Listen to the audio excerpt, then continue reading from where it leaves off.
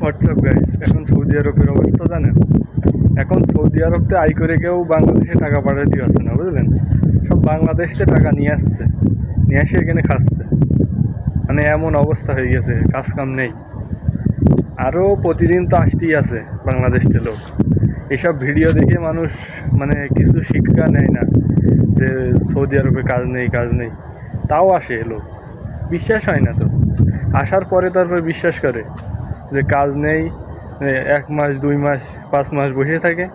তারপরে কেউ চলে যায় বাংলাদেশে, আর কেউ এখানে থাকে। তার বাড়িরও অনেক সমস্যা, টাকা তো আর পাঠাতে পারবে না, বাংলাদেশেও যেতে পারবে না, সেই ইয়েতে থাকে। ওইভাবেই চলে, কিছু টাকা আনে বাংলাদেশতে, আর খায় আর থাকে। আর কিছু কাজ করলেই হয়তো করলে তাই একটু টাকা পালে, তাই এবার খালে, কিছু কিনে। তাছাড়া আর কোনো লাইন নেই, বুঝলেন। বেশি কোনো কাজ নেই। এই জন্য আমি বলছি যে সৌদি আরব আসার কোনো দরকার নেই। সৌদি আরবে কোনো কাজ নেই এখন। আমি ঝামেলায় আছি। আমি বলছি, আমি এই 7 মাস হয়েছে আমি আইছি সৌদি আরব। কী ঝামেলায় আছে আমি বুঝতে পারছি।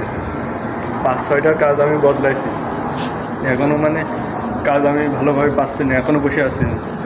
এই জন্যই আমি ভাই মানুষ হয়ে বলছি, সৌদি আরব এসেন না কেউ ভাই, খুব ঝামেলায় পড়ে।